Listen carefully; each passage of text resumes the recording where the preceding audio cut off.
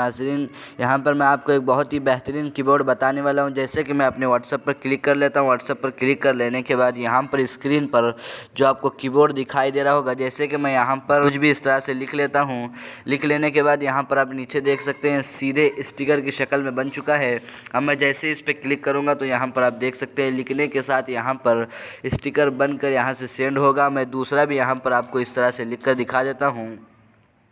तो यहाँ पर देख सकते हैं इस तरह से मैंने लिख लिया है। जैसे मैं इस पर क्लिक करता हूँ तो यहाँ पर देख सकते हैं इस तरह से स्टिकर बनकर यहाँ पर सेंड होगा। आप यहाँ पर जो भी इस तरह से लिखेंगे वो सब स्टिकर की शक्ल में यहाँ पर किनारे में बन जाएगा।